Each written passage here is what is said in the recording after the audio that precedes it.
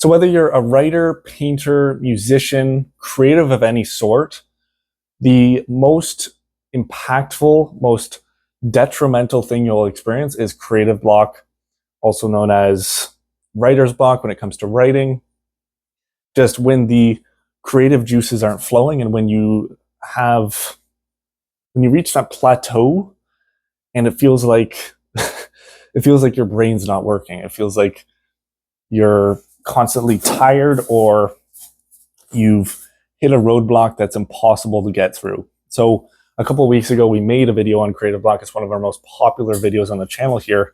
And I wanted to swing back to it and hopefully give you a bit more insight and help you out a bit more when it comes to this problem, because ultimately it is one of the worst problems creatives can experience, and they do experience.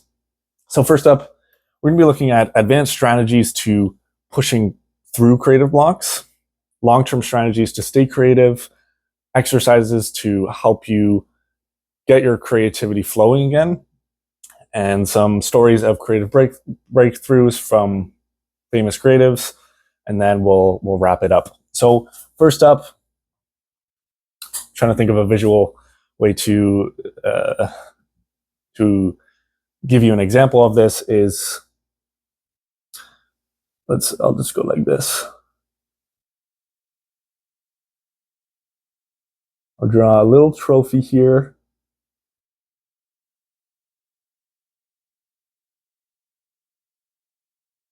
With these guys. So the first strategy you can do is reframe this block as a challenge. Reframe it as something you can push towards, push past, and something that you'll be getting value out of. Ultimately, most of the time when you do get past creative blocks and past plateaus, you'll get something out of, you'll get some new skills, and having this mindset shift can help you amazingly. It can give you a very positive mindset when it comes to all the future creative blocks you'll experience. And really, it's almost reframing from a fixed mindset to a growth mindset. Second strategy you can do is give yourself, this will be my visual example, give yourself constraints or time frames. Really, this is a more forceful way of pushing through creative block. This is a strategy that I really only recommend for people who are creatives for a living. If you're an entrepreneur or you work for yourself and you're an artist, create a schedule. One of the ways I do this, because I ultimately do this as a job, is I'll grab either a piece of paper or just write in my journal things I want to get done by the end of the day, creative things. And by the end of the day, I should have them crossed out. And I'll try and force myself to cross them out. This is why this is a more aggressive way of pushing past creative block. But giving yourself constraints, schedules, and time frames is an aggressive strategy to push past or push around when the creative juices aren't flowing. Last up is, how should I draw this? I'll draw people.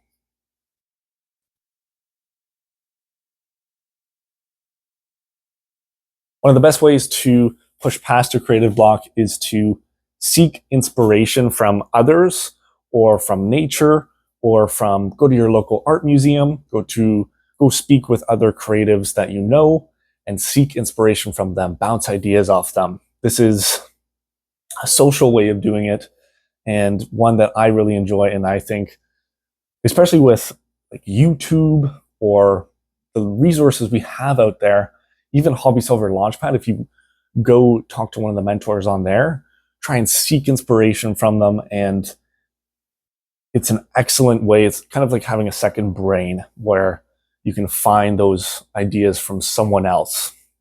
Let's move on to, I'll erase this.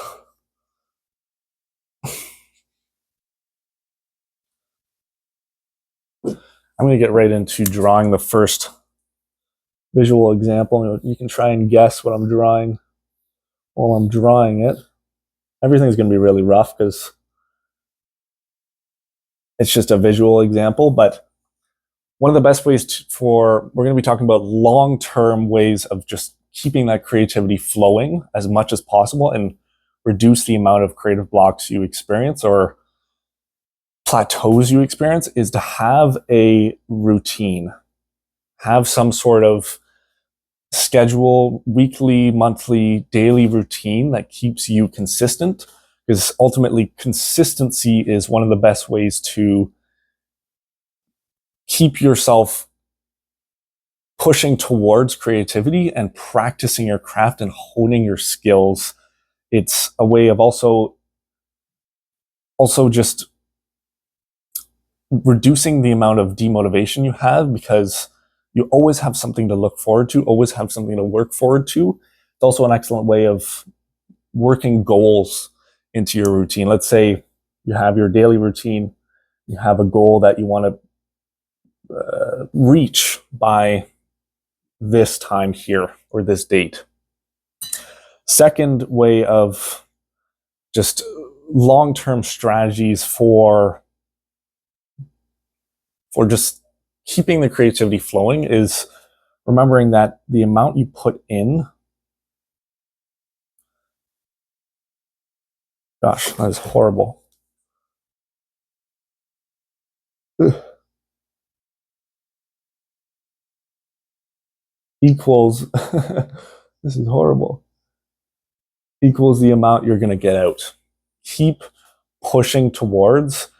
And another way of looking at the amount you put in is the amount you'll get out is what you surround yourself with. If you constantly surround yourself with inspiration, creativity, if your workspace is ultimately something that reflects yourself and reflects your creativity, you're going to get a lot more out of it. If you do create these schedules and it's an input that you do, that you create a routine that you can follow, you'll get more out in the end and you'll probably reach your goals faster. Last up, less aggressive, less professional, is you have to, I won't write it. I'll try and come up with a visual example. I'll draw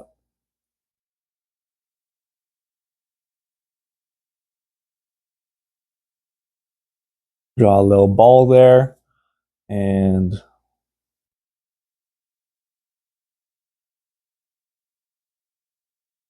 a racket.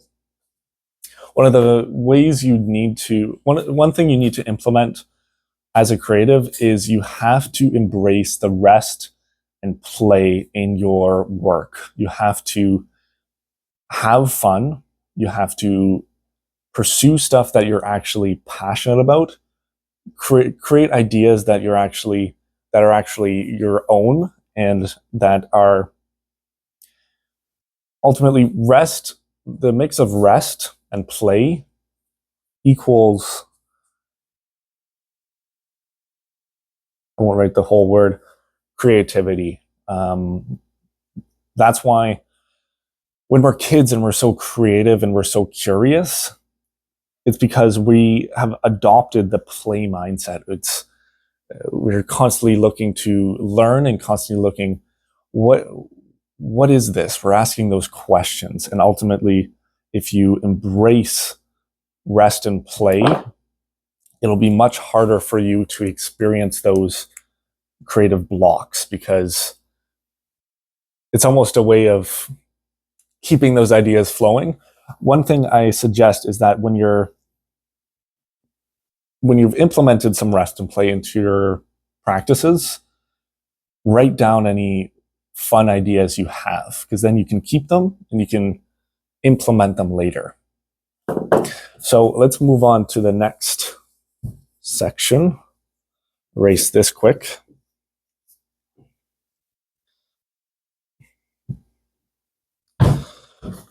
First, fun and practical exercise to unlock your creativity and keep the creative juices flowing is reverse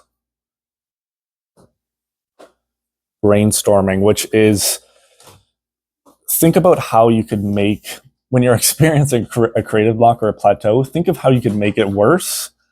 Think of how ultimately you could feel more demotivated. You could create less ideas, and then brainstorm. After you've reverse brainstormed and done that, think of how you can do the opposite. Write down, if you're creating a mind map on a piece of paper, create ideas to how you can do, if you reverse brainstorm and think of ideas that are pushing towards your creative block, then you can find the solutions that'll help you out of the creative block. It's an interesting exercise, and one that can almost give you the perspective. It can give you a positive perspective as well, because you can see how everything could be worse.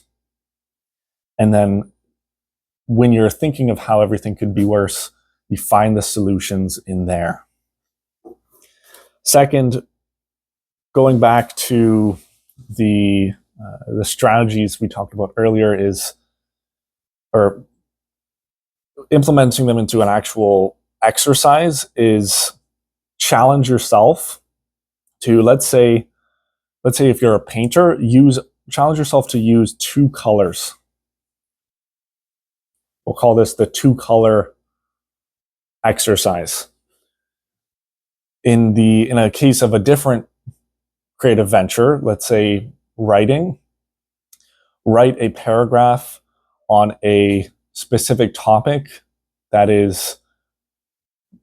create some constraints around it. So let's say you can only use, or you have to use the word the 10 times in a paragraph, and see what it turns out like, and try and make it sound good. Third creative exercise you can do is, it's kind of, I believe, the Pomodoro technique. It's kind of like that. It's the 5-minute exercise. Is just set a timer for 5 minutes, and don't give yourself any constraints in this 5 minutes, and see what comes out of it. Just try your best to create something. If you're an artist, just start drawing within those 5 minutes. And usually once you start, you get your creativity flowing, and what you get out of it might not be something you're proud of, but it's something that is a creation of yours, and it's unique. So some real life stories about people breaking through creative block. Let's look at Picasso first. I have my little framework here. So Picasso's famous blue period was born out of a deep creative and emotional struggle. Instead of running from it, he embraced it and turned it into some of his most iconic work. So even in a period that most of us perceive as being some excellent grand achievement, it was born out of a creative block. Going to Stephen King. Stephen King writes every day whenever he feels inspired or not. He uses, like we mentioned earlier, a more aggressive strategy. Just keep pushing towards it, and he keeps that creativity flowing just by pushing through it. By sticking to his routine, he's able to break through those creative blocks and maintain the productivity. This is a strategy you can implement, especially if you're a creative for a living.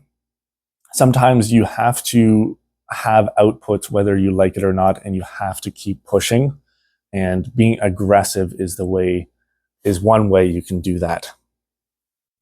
So those are the 2 real life stories I have for today. But creative block doesn't stand a chance when you have the right mindset. Think of the things we talked about today. Not only the things we talked about today, if you came to this video, you're probably experiencing right now, or you're preparing for the next time you experience it. But remember that there are people out there who are experiencing the same thing, who have pushed past it. You can always come to this channel, come to these videos, and watch them, just to give your mind a shift and realize that you will push past it. There's some strategies you can do to get around it, aggressive strategies to push through it, and some structured techniques like routines to just keep yourself constantly creative. Let me know if you try any of these strategies, if you have tried them in the past or are going to implement them in the future.